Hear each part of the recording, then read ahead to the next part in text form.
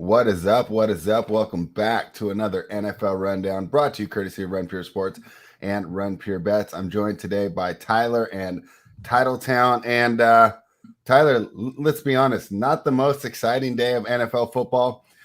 So we talked about it. Usually we do a full rundown of every game. I think I'm going to skip some today, and we'll just probably do, maybe 5 questions when we do the little review, and then we will get into tonight. But overall, what were your thoughts of yesterday, Tyler?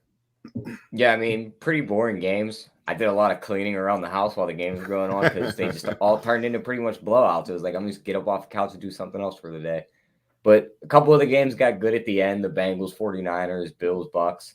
And then, I mean, the night game was pretty entertaining until the second half when Green Bay just took over. So we'll see how tonight goes. Pretty good matchup.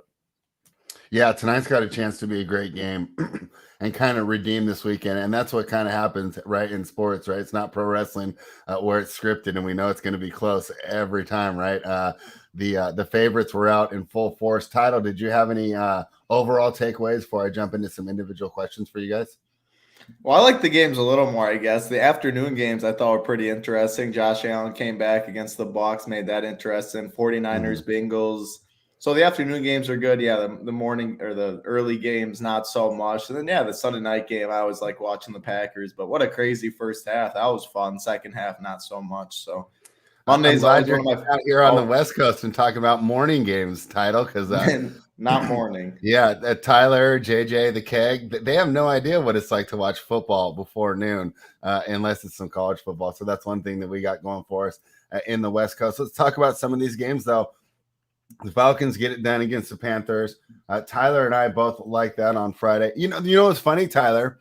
I'm not fired up because, well, number one, the games were boring, and we won most of our bets too. And so I guess it's funny that I wanted a little more entertainment, and we won some of these easily. And I guess my question for you, takeaway there is, right, we saw this one coming. Most people saw it coming. It was weird that the Falcons were even a dog in this game. And so I'll combine this one with, of course, the Jaguars getting blown out again because that's a weekly occurrence. Is it to the point where, like, if I'm like a team, like, for example, my favorite team's the Raiders, we're looking for a coach this offseason. Do we not want these college coaches anymore? It seems like the college coaches are just flailing here at the NFL level, and the coordinators that have NFL experience are the guys that you want. Tyler, what do you think? Is this just a short sample size, and are some college coaches going to come in and make waves, or is it just a completely separate league now? I think you still want some college coaches. I think the main problem there is Cam Newton. I mean, he just stinks. You put him in the game, maybe he'll run you one touchdown in, but he's going to throw you a pick. He's going to fumble the ball. Like, he just screws you over in the game. And P.J. Walker's not the answer at backup either. They played decent last year with Teddy, and Matt Rule is still the coach. I still don't know why they fired Joe Brady, but I still think Matt Rule could work. They just got to get a better quarterback in there. Also, that not having McCaffrey is big. Yeah, but I just think that if you're a real good coach, you can get over losing one player. Look what Mike Vrabel's doing out in Tennessee. And we've seen, Harbaugh's working magic with that Ravens team as well. Titletown, what do you think? So I'm a Raiders fan. If I get a hot shot college coach, I would be a little discouraged. Do you think that I'm looking into this too much? Yeah, I mean, I think it's the right guy. I mean, if there's good college coaches out there that I think can be good in the NFL, I think it's a short sample. So I'm not going to go too overboard on that, or I wouldn't be too worried about that. If you're a good football coach, you know how to win football games, get respect to the locker room, I think it can translate. So haven't seen it too much. I know what you're saying, but I think who would be like the last one that did it? Pete Carroll? I mean, I'm not the right guy to ask that question, to be honest. Tyler, I'm not sure.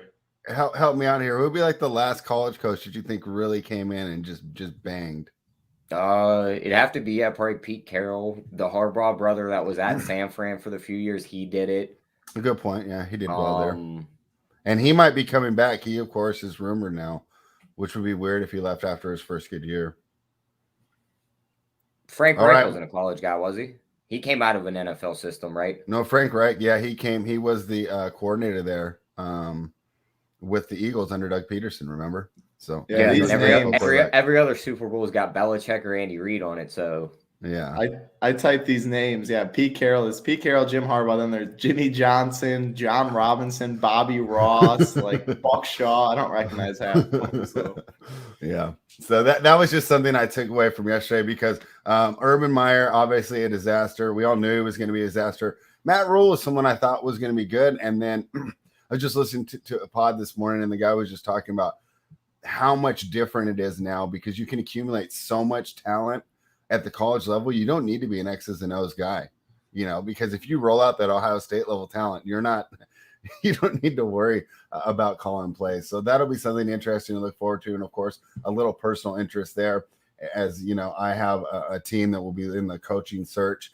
Let's speak about that team. Title, I got to prep Tyler for this one a little bit, but the Las Vegas Raiders decided, I don't know what they were doing, man. So they go out, they want to dance on the Chiefs logo before the game.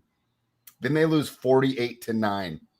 It's so embarrassing. So I was trying to think, and I'll go to you last, Title, because I already prepped Tyler for this, and I'll start with my own. A time in which an athlete talked so much crap or did something, so boisterous, confident, and disrespectful, and just got smacked in the mouth. And my thinking was Adrian Broner versus Marcos Maidana, and this was about 7 to 8 years ago. And Broner's talking all the smack before the bout, and the first couple rounds he slips and he gets behind him and he does like this little like hump on him as he's like got him by the back, right? And then the fight ensues, right? And Maidana's just putting on him. He just smacked him around, and around in 11th, like Broner's eyes are bruised. He's just stumbling around, and Maidana turns around and does like the same exact thing to him. And I said, boy, that's what the Raiders must have felt like yesterday. Tyler, what would be your example of a player or a team just talking so much smack and then just getting it thrown in their face? I mean, Juju was dancing on logos last year when the Steelers were 11-0, and he fired up multiple teams that kicked our ass towards the end of that season. But another one, I mean, Connor always talked that shit to Khabib, and then Khabib held him down and asked him to talk when he was beating the hell out of him. So there's that one. Yes, that's funny because Conor McGregor is a Raiders fan. Can you think of any title? I was kind of trying to think of some this morning where like someone just talks so much smack in the press conference in MMA and then just gets starched. Yeah, I'm trying to think when the first thing because when I did see them pre-game go to the Chiefs logo and do all that stuff, that happened my senior year actually too. We were at home in a playoff game. Road team, we were the 1 seed, expected to do it. Road team comes on, they're all jumping on our thing, their whole team there before the game. I think we beat them something like 48-0 too. Our coach said, "You see that? This is not happening," and we ran up the score. Only other thing I can think of is Paulo Costa and Adesanya.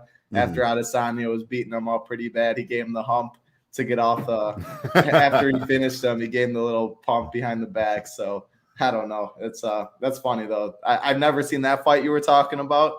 But yeah, that was a boxing match. Yeah, it was about 7 years ago. I assume 11 rounds. Chael Sonnen was a good one too, right? He talked all that smack. That's a pretty one too as well. So yeah, obviously pretty disappointed for the Raiders fans. But the good thing is we weren't surprised. We kind of knew how bad this team was. Let's go to a game that was a little closer, and it was closer because the Browns lit their foot off the gas in the second half. The final score is 24-22. The Browns scored 24 in the first half, held scoreless in the second half. The Ravens come back under Tyler Huntley. Lamar Jackson is out, and they almost win the game. Tyler, that was one of the few that was exciting in the AM slate for the West Coast guys. What were your thoughts on the Browns and the Ravens? Yeah, I mean, it was a pretty hard-fought game. These division games in the AFC North are always close like that. Mm-hmm. I had the bet of this game, and then they cut the receiver the night before the game. Jamarcus Bradley's under 17.5 receiving yards. Oh, that was the bet in the game, and then they cut him. So that sucked. How did he get cut on Saturday night? Did he bring a girl? I think they activated one of their other receivers or somebody. It wasn't like who was the Seattle guy that was like sneaking girls into his into the room when they had COVID. It wasn't anything like that. No, it wasn't anything like that. But I mean, it was a hard fought game, pretty much. And I didn't watch much of it because I was already up off the couch doing other stuff for the rest of the day. I didn't catch the end of that one. Did you see it? Because I'll tell you what, I know that we're kind of down on the Browns, but as a Browns backer, wouldn't you be worried that they had everything going for them and the game ended up being that close? I saw some of it. Yeah, it wasn't like on a main screen. I mean, yeah, but I wasn't high on this Browns team really in the beginning. And if you are, you would definitely have to be worried. I mean, you're up 24-6. There's no Lamar Jackson in the game. I mean, the Ravens had a chance to go down and win that football game with Huntley at the end. So I'm definitely nervous if I'm a Browns fan. If I'm a Ravens fan, I don't know. I didn't see any report on Lamar this morning on his status. Was there anything? I think I just seen it was an ankle injury. I think they said it's a sprain. So maybe next game or something. He might be back, but he might not. We will see. I'll tell you what, those are two quarterbacks that don't want to extend. I mean, Baker Mayfield, number one, he looks bad. Number two, he shouldn't be out there. So I don't want to blame Baker. I want to blame his coach. Why is he running him out there when he's not 100%, right? He's not a guy that he's so much better that, Baker at 70% is better than anyone else at 100%. No. So I'm actually surprised that he continues to throw him out there. Title, are you surprised as well? Yeah, I mean, they don't really have anyone else. They're still trying to fight for the playoffs. I assume Baker wants to play. You don't think Case Keenum could do the job there? I mean, yeah, probably. I mean, it's not like Baker's doing stuff that's amazing. I mean, he probably could be fine. But, if Baker wants to play, the coach likes Baker, they're fighting for the playoffs. I'm not surprised that Baker's still playing hurt, but I know what you're saying. All right. What did you think of that, Tyler? And are you surprised that Baker keeps getting playing time? No, I mean, we talked about it before. He's in that contract year. I think it's kind of like you're damned if you do, damned if you don't. So he's just forcing himself to go out there because you don't play. Keenum's good enough to kind of win you games, take your job, and they're just like, yeah, we don't have to pay you. So you got to kind of have to go out there and force it. But he definitely needs to sit 1 or 2 weeks. If they could get a 2-week bye, that would be perfect. Yeah, definitely. So I'm just surprised that they're not taking more care of him. I wonder if that it indicates to me they might be not really worried about his long-term health, and they're going to do that franchise that you keep saying that you think they're going to do because they don't want to give him the huge deal, but they don't want to try and do the turnover next year. So it'll be interesting to see where they go in the offseason. And of course, those decisions will be dictated by how well they are able to finish the year. Ravens now 8-5, Browns 7-6. So they both still have playoff hopes. The Cowboys were able to get the win, but it was another one where, they got out to this big lead. It looked pretty boring. The football team came back. Of course, the Cowboys, I think, are still contenders to win the NFC title. What were your takeaways from that game? Yeah, it was a really interesting game. I mean, they didn't already have Tony Pollard coming into the game. Zeke was already banged up, so that definitely any snowflake for us on DK. I know we loved them in the Run Pure course. Yeah, I mean, Corey Clement he out-carried him 13-12. Zeke only played 52 of 85 snaps or something. I didn't see that coming personally. I mean, I knew he was banged up, but he's always plays banged up. There's no Tony Pollard. I did not know Corey Clement was going to be that big of a thing. So, yeah, he snowflaked all right for me. I had him way too many places. CeeDee Lamb 7 for 6. I mean, I don't really know what to make of this game. They're without Pollard, who I think is even better than Zeke. Zeke obviously wasn't healthy, so it wasn't a full-strength Dallas team, but they got outscored 20-3 in the second half, a game that they were under. They had control over. Thought they were going to get they're going to run away with it. I didn't expect it to be competitive at all, and that wasn't the case at all for a team that's 9-4. That's Super Bowl aspirations. I mean, that's what they're going for with a roster like this. I'm a little concerned with Dallas. I'm still not sure that they're right there. If they made the Super Bowl and you told me that today, I would be a little surprised. I have some other teams ahead of them, but at the end of the day, they got to win. They got it on the road. They were banged up a little bit, but I don't think Super Bowl's the likeliest outcomes for the Cowboys. I'm a little worried. Yeah, I'd say they're definitely a tier below Green Bay and Tampa Bay, right in there with the Rams, the Cardinals, and the Cowboys there in that second tier where they could do it, but it would be kind of a surprise. Tyler, what did you think of Dak Prescott, Jerry Jones, Ezekiel Elliott? What did you think of that game? I mean, I was more focused on the defense. Michael Parsons dominated that game. Yeah. I mean, he was in the backfield, and then there was plays where he was in the secondary. I mean, the dude's definitely going to win Defensive Rookie of the Year, and he's shoving his name into the Defensive Player of the Year with TJ Watt getting hurt. But Myles Garrett's probably got that award sealed up at this point with Watt going to sit, but he's going to be a close second. I mean, It's tough with that team, but I like that defense. The offense is a little right now, but they could pick it up. Yeah, let's just go straight to the afternoon because there wasn't a lot in the morning there. The Chargers got an easy win over the Giants. I don't know. I didn't really take away much from that game. Another one where they kind of let up late, but whatever. The Bills and the Buccaneers, though. Hey, so Tyler, I sent you a message. I said, these games are absolutely terrible today. What are we going to talk about tomorrow? Went out to the garage, did a quick workout, came out. Both these games were in overtime. I said, oh, wow. Okay, go ahead, Josh Allen. So I actually didn't see a lot of the comeback, but I was able to see overtime of both the Bengals and the Bills here. We'll start with you, Tyler. So I was just thinking, man, the Buccaneers look so good. Bills, maybe, we continue to drop them down. You talked about how they were the 7th seed on Friday. What were your takeaways from that game? Because a game that I thought was going to be another boring blowout turned out to be pretty exciting. Start with you, Tyler.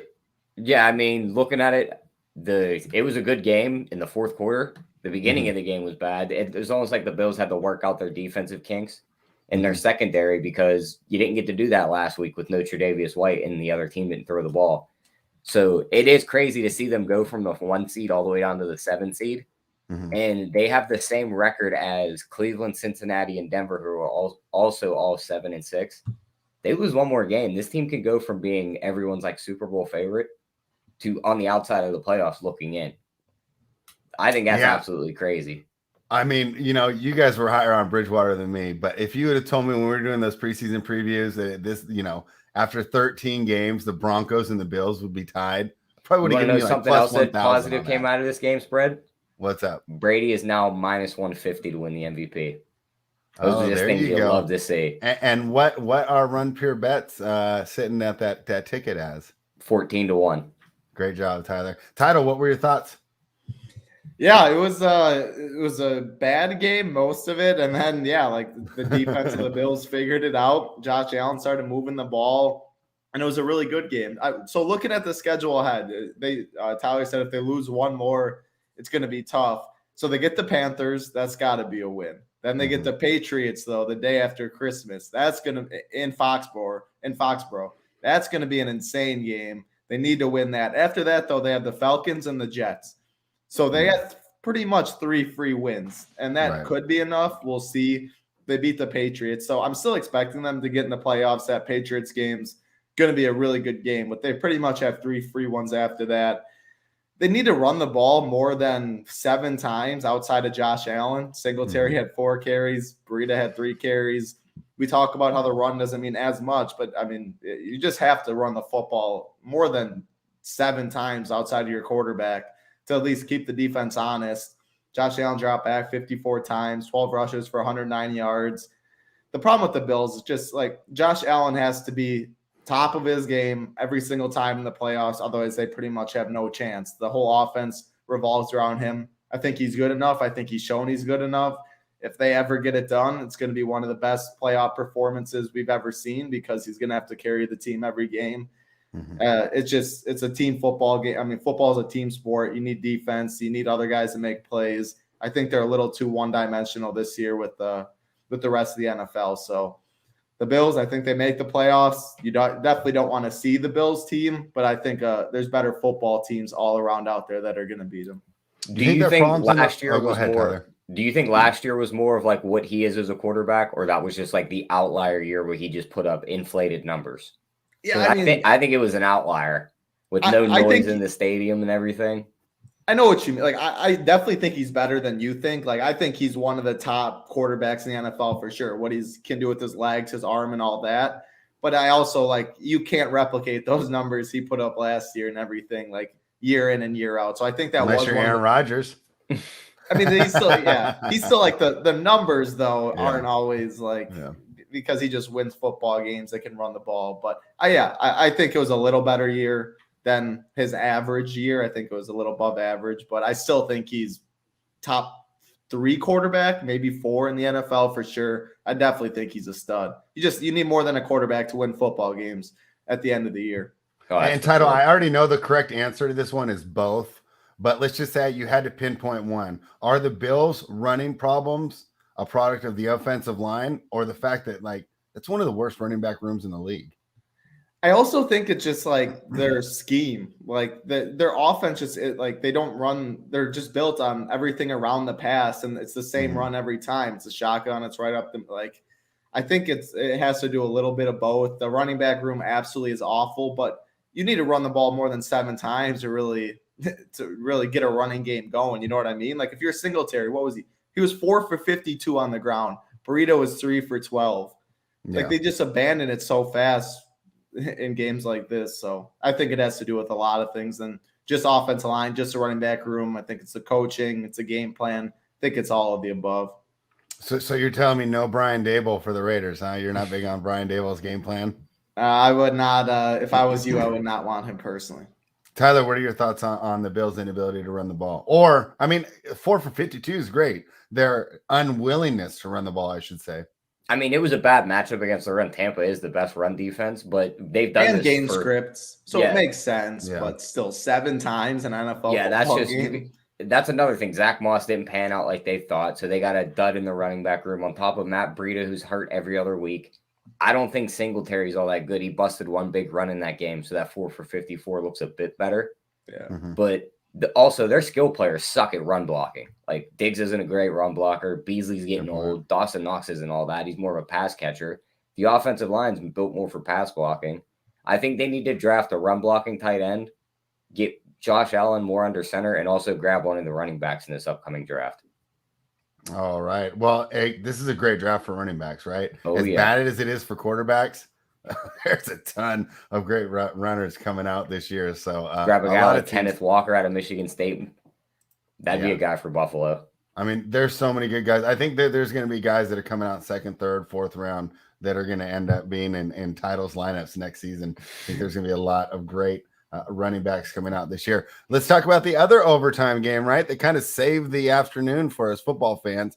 The 49ers, who look to be in complete control. Once again, I don't know what it is with these teams having bad second halves, right? They only score 3 in the second half. They moved to 6-6. The Bengals fall to 7-6. Tyler, this was more of the Bengals team that we expected to see in the preseason. Defense didn't look too good. Burrow kept them in it. What were your thoughts on that game? Yeah, I mean, it was a great game towards the end. I mean, the overtime was great. George Kittle looks like he's finally back, and they're actually going to target him more. He's going to tear up defenses in the middle. Debo's back. That adds the other element. He's their best running back. He only runs the ball like 4 times a game, and he houses one every game. So that's good. The offensive line's getting better. They could still run with behind Juszczyk.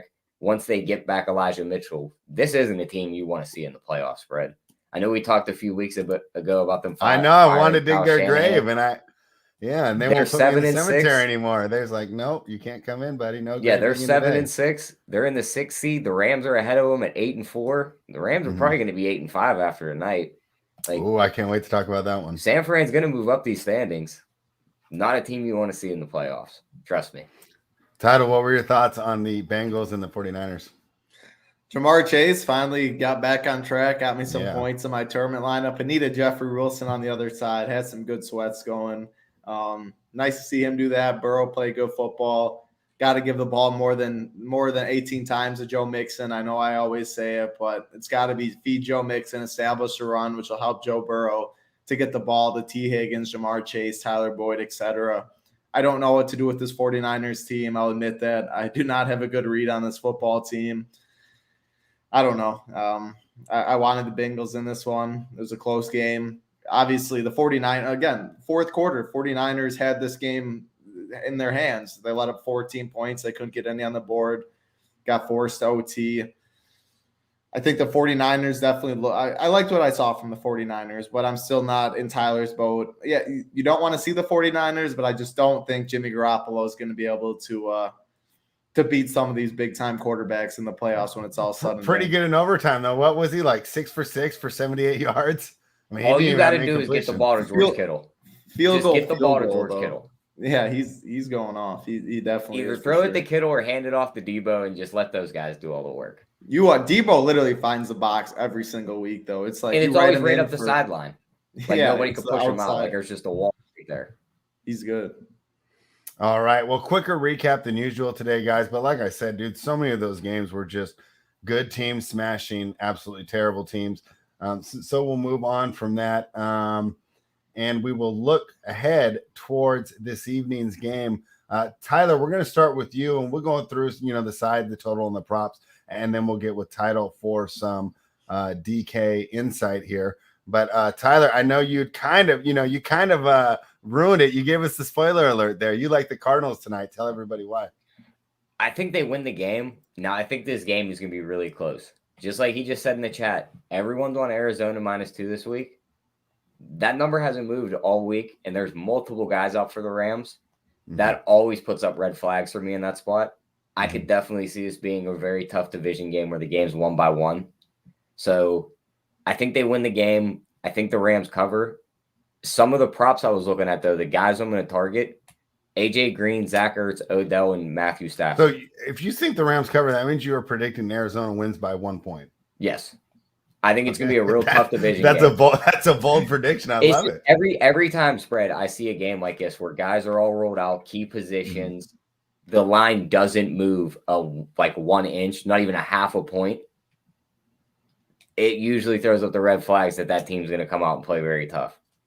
So I like the Rams here. I want 3. Do you think I'll get that if I'm patient, or should I just bet maybe? Right now? But I don't think so. I think it's going to hang tight at 2. I think the total's a bit too high. I think it's going to be a hard-fought division game. Yeah. Uh-huh. Neither team really gives up big plays on defense. They're both going to try and handle the run pretty much well. Mm-hmm. Ramsey will be on Hopkins, so that's going to limit him. You're going to have guys like AJ Green and then bust plays. I think 52.5 is a bit high. I mean, yes, it was 37-20 the last matchup, but you had a lot of big offensive plays in that one. I don't think you see those in this one. Title, I like the Rams. Tyler likes the Cardinals. Break the tie. I think Slime Collectibles said it best in chat. What I was thinking, he said everyone seems to be on Arizona -2. The line hasn't moved all week. Stuff like that in really close games that I just can't. Like, it's really tough for me to. I don't have a strong lean like I did Washington a couple weeks ago and stuff like that. I look at things like that. If everybody and their mom seems to be on one side and the line's not moving, I think it's a good buy low spot for the Rams. So I'm on the Rams too, and I'm going to play DFS that way too. All right. I'd love to hear that. Before we get into the DFS, Tyler, have you taken a look at the props to find a couple winners for the Yeah, I gave a quick little breakdown on our Discord. Okay. I'll just read it out for everyone that's watching the video. Okay. I pretty much already gave out the names of the guys: AJ Green, Zach Ertz, Odell, and Stafford. Mm-hmm. Hopkins will draw Ramsey, leaving Green to go against the number 2 or 3 corner. His receptions is set at 3.5. Mm-hmm. He's cleared that in 4 of the 9 games he's played with Kyler, and he's drawn 6+ targets in 6 of those 9 games. He had 5 for 67 and a touchdown when they played in week 4. I think he's going to get those targets right around there again. So I like that over 3.5 at +120. You look at Zach Ertz, his receiving yards are 40.5. He's cleared that in 2 of the 3 games he's played with Kyler. The only one he didn't was that Chicago game, which I kind of throw out for all Cardinals skill players because they scored 33 points on 51 plays and only gained 252 yards because they had 4 picks. Yeah. So I kind of just set that game off to the side, put an asterisk on it. Mm-hmm. He's also gotten 4+ targets in all those games, and tight ends just tear up the Rams. They're averaging about 6 receptions for 60 yards, and they're scoring a touchdown every 3 games. Mm-hmm. So I don't mind his anytime touchdown either. And then Stafford's thrown 5 interceptions in 3 primetime games this year. 1 against the Cardinals. If the Cardinals do grab a lead, the Rams are going to throw it. I think he definitely throws one tonight against his team. Oh, my guy Stafford going to throw a pick, huh? Okay. Well, that's too bad. Good teams give him fit spread. The lion comes out of them. Yeah, I know. That's so rough. All right. So those are some great props for the people. Title, you said you did like the Rams. How are you going to build a lineup with that information in tow? Well, this is easy right now. I've never had a core so fast in my life. Sony Michel, captain. He's 7,200 in the flags. Daryl Henderson's on the shelf. He's getting all the work. He can catch passes, dump offs. I think that price is too cheap. And if he was the highest scoring player on the slate at the end of the day, I wouldn't be surprised. I mean, obviously it's not the most likely outcome, but I think there's good value, 7,200, Sony Michel. And why I'm not jamming in top tier is because I want Matthew Stafford. I want Cooper Kupp in those lineups. Cooper Kupp, I just play him every week. The guy just keeps printing.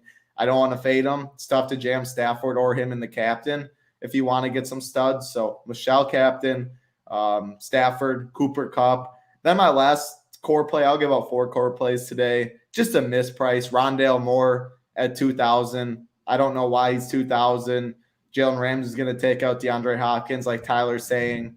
2,000 for someone that can take a ball 80 yards on a slant route and just house it. Someone's explosiveness like that. Give me Rondale Moore as the one Cardinal in that lineup. 3-1 is my core plays right now. Outside of those guys, I'll mention a couple other ones, though. Mm-hmm. Chase Edmonds is 4,600. I'm not sure. I'm expecting him to be activated. I don't think we've gotten news on that yet. I don't expect him to handle majority of the workload or anything, but even if you pencil him in for 30% of carries or something like that, 4,600 for someone as explosive as Chase Edmonds makes a lot of sense. Christian Kirk at 5,600. Again, I'm expecting DeAndre Hopkins to be taken out of the game, really. Christian Kirk, 5,600, has upside, can fall in the box. Tyler Higbee on the Rams side at 5,000. We're already playing Stafford and just have one pass catcher. So I think Higbee makes sense at his price tag. You can go the kickers on both sides. Gay 4K, Prater 4.2. I'm not going to be playing the defenses in this game. And then the Van Jefferson and OBJ. 8K Van Jefferson, 6.2 OBJ. I'm not going to be able to get to Van Jefferson in my core, probably not even OBJ either with my lineup. But if you're making 20 lineups or 150 and you want to fade a Cooper Kupp and you hope it's an OBJ or Van Jefferson day or both of them, it'll get you different. And we know the upside they both have too. If the Cardinals just make it a focal point to take out Cooper Kupp and let others beat them, I think there's a path there too. So pretty good game. I like the weapons. I'm fading the defenses. You mix in the kickers. As far as Kyler Murray, I think he's fine too. But because I'm going to be mainly on the 4-2 build with the underdog, maybe even mix in a little 5-1. I prefer Stafford a little more since my pick is the Rams. So I'm going that way. Michelle captain, Stafford, Cooper Kupp, Rondale Moore is my 4-man core. Do you believe that Kyler Murray captain will be the chalk, and what's the percentage ownership you think there? So I think that it's captain's going to be pretty wide open today. Actually, I think Kyler's going to get some. I think Cooper Kupp's going to get some. I think Stafford's going to get some. But with how the pricing is, like a Rondale Moore, a Sony Michel, even Chase Edmonds, I think we see mixed pricing, like price tiers, get in the captain. If I had to say what I think Kyler Murray's ownership is going to be in the big 15 or 20, I'm not sure exactly what it is today. I'd say it's 15 today. Yeah. I'd say it'll be about 15% is my guess in the captain. Oh, Kyler. Wow. That's way less than I thought. I thought he'd be real chalky.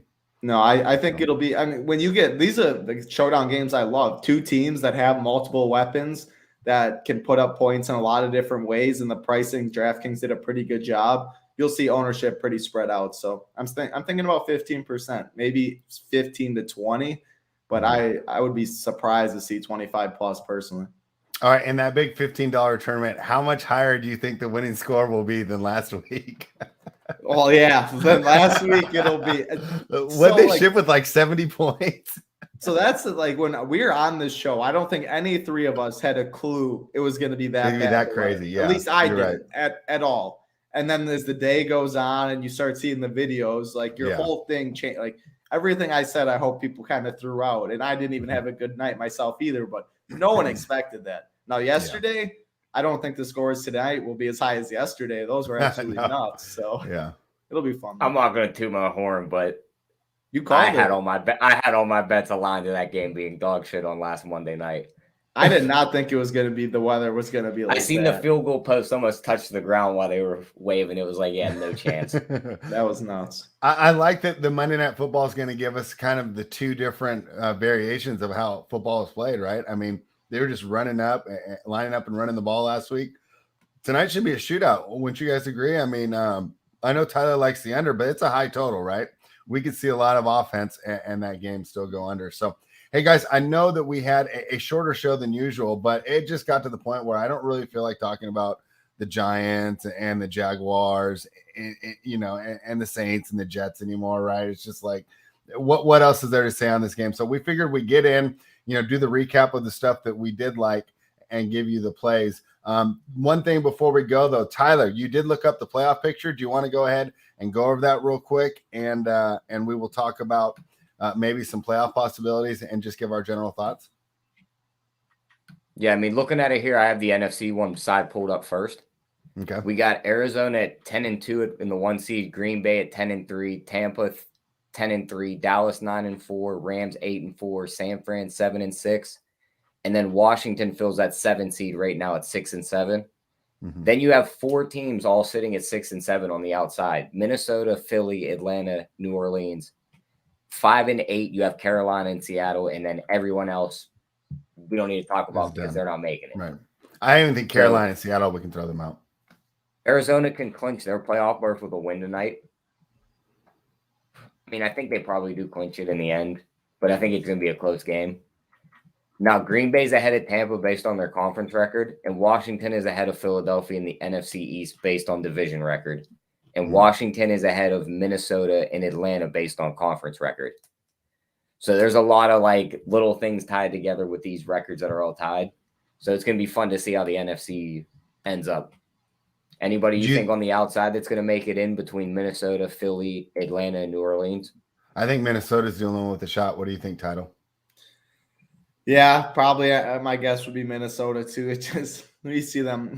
They lose the Lions. They lose these close games. No. We know they they wanted to blow that game. Disaster. They wanted to blow that game to us so bad on Thursday night. Yeah. Yeah. I hope the Rams win, because then the Packers get sole position of first place. Packers have the tiebreaker over the Cardinals since they beat them. So I'll be cheering for the Rams today. I'm glad I'm on that side too. And spread, I don't think you saw it probably, but the next 2 games for the Bulls are postponed tomorrow, Tuesday, and then Thursday. So yeah, I saw that coming. Say what? Half the roster's gone on COVID. Yeah, I know. But now Tuesday, Thursday slates are even smaller than they usually are. So wow. But we were supposed. I just checked when you guys were going. We were supposed to have 4 on Tuesday and 5 on Thursday. So at least wasn't 3-3, and now we're down to 2. Yeah. At least we have 3 game spread or 3 game slates. Tyler, pull up the AFC for us, and we'll go over that one real quick. Okay, one last thing on that NFC spread. Okay. I know I've been shitting on the Eagles all year. I think it'd be hilarious to watch them. Their last 4 games are Washington, the Giants, Washington, and the Cowboys. I think it'd be hilarious to let Gardner Minshew walk them into the playoffs, and they're just like, good riddance, Jalen Hurts. We don't need to draft a quarterback with our 2 first-round picks. And then they shit the bed for the next 5 years. Did you see Gardner Minshew's number compared to Trevor Lawrence as a rookie? Yeah. I mean, it's just unbelievable, right? Give me some AFC numbers. Yeah, the AFC, you got 3 teams at 9-4. New England holds the 1 seed, Tennessee the 2, Kansas City the 3. Mm-hmm. Baltimore and the Chargers are 4-5, and their records are 8-5. And then you have Indy and Buffalo to round it out at 7-6. And then 3 teams on the outside looking in at 7-6: Cleveland, Cincinnati, Denver. Pittsburgh sits at 6-1 at 11, and Vegas and Miami at 6-7. The other 2 teams are 3-10 and 2-11. Wow. How do you think that one shakes out, Tyler? I mean, it probably holds pat to what's there, unless Baltimore falls all the way off and one of the other teams win that division, which I could see the Browns maybe sneaking that in because they play the Raiders this week. That's probably going to be a win. Yeah. And I think they draw another easy matchup towards the end. I think they might play the Steelers one more time. So they'll pick up that W. I wouldn't say that, though, right? I mean, those divisional matchups. Do you see how bad that offensive line is spread? Yeah, Miles Garrett, that guy with the aviator glasses. Miles Garrett's going to walk back there and just take the ball out of Ben's hand and just walk away. I'm with Tyler. It's still Big Ben at the end of the day, too. Yeah.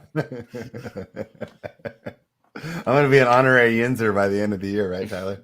Yeah, I mean, the only thing I could see happening is maybe Baltimore falls out if Lamar misses extended time. Yeah. But other than that, I think the wild card spots hold pat with everything else. Chargers, Indy, Buffalo. I don't think Cincy or Denver's going to sneak in one of those spots. Yeah, I would say Cincy would be the one just because they can just blow teams out. You know, I love their Well, Cincy and Denver play each other this week, so they're going to kind of cancel each other out right here. Oh, I can't wait to talk about that one. And I'll pull up the Bengals schedule now. Pull that up and let me ask Title. What do you think of Huntley And what are your overall thoughts on the AFC picture? But let's just say Huntley does have to play another 2 games. Do you think that automatically eliminates the Ravens, or can they win with this guy under QB? Let me see. There's next 2 games. Oh, they're losing to the Packers if they have Huntley for sure. So that's the next game. That's an L there. Then they get the Bengals, and that's a loss with Huntley too. So they better. And then they get the Rams. Yeah, they better get Lamar Jackson back is what I'll say. If Lamar plays, do you think that they have a chance against? I mean, obviously they have a chance, but do you think they have like a reasonable chance against the Packers? They're at home. I think they could try and take the air out of the. I think they, If they have Lamar, I think they have a reasonable chance. Yes, if it was at Lambeau, I think. But I think it was like someone in chat earlier said it was like -2. Now it's -7, which would indicate that the books think that Lamar's out for sure. Correct. Yeah. That's what I'm kind of seeing too. And that's our guy signed collectible. So thank you for that. Title, who do you think ends up getting the bye there in the AFC? Man, who gets the bye in the AFC? Can New England do it? I mean, because let's be honest, I enjoyed watching that Bills game. New England, I think the Chiefs get it. I really thought it was cool. The game was done before 8 p.m., right? Yeah. But it really told us nothing about those 2 teams. Tennessee's going to get it.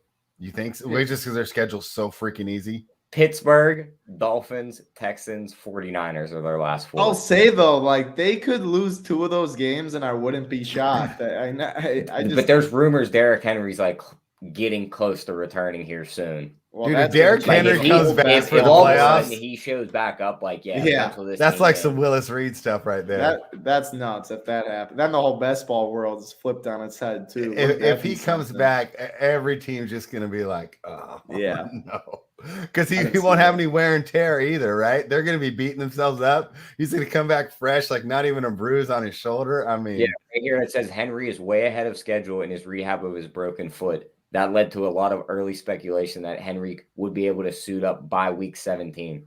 You don't want them to get the bye then. Give them an extra week. If they get the bye and he's back, good luck. And at home, you definitely don't want to see that. He's like a creative player I would make on Madden. It's just like bigger and stronger and faster than everyone else. Yep. All right. Well, this show was a lot of fun. Title, thank you for joining us. Let everybody know what's going on there with Run Pure Sports and how much fun it is using the new Saber Sim. Saber Sim is definitely a lot of fun. I've 150'd a lot of things. If you haven't checked out the Saber Sim tool, you play DFS, want to get in the 20 entry stuff, the 150, and you don't play you don't go and max out this $15 tonight and try it out that way. That obviously isn't smart. They have 50-cent contests for 150, 25 cent, even 5 cents, I think. So there's definitely different price ranges to try out maxing. It's a lot of fun. I enjoy it. Gets you on different paths. We have the Hardwood Show today, 4:45 Eastern. Hoop Mango and myself will be on it. Mondays are huge. It's my 3rd favorite day. How do you and Mango decide who hosts?